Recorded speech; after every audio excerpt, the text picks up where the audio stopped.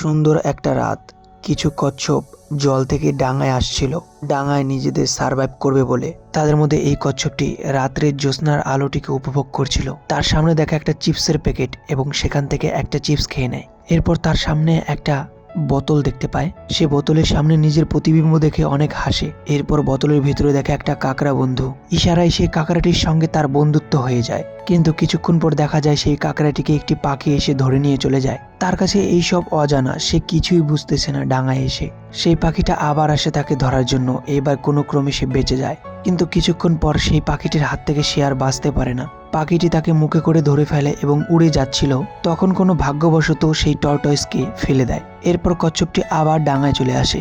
ডাঙায় আশেপাশে খুব সুন্দর সুন্দর জিনিস ছিল বটে, কিন্তু তার সাথে খেলার মতো একটা বন্ধুও ছিল না। এরপর সমুদ্র থেকে আর একটা কচ্ছপ আসে, কিন্তু সেই কচ্ছপটি তার সাথে কোনো বন্ধু করে না, কোনো কথা বলে না। কচ্ছপটি ডাঙায় অনেক সুন্দর সুন্দর দৃশ্য দেখেছিল বটে, কিন্তু তার সাথে কথা বলার মতো কোনো বন্ধু সে খুঁজে পায়নি। তাই সে আবার নিজের জায়গায় অর্থাৎ সমুদ্রে চলে যায়।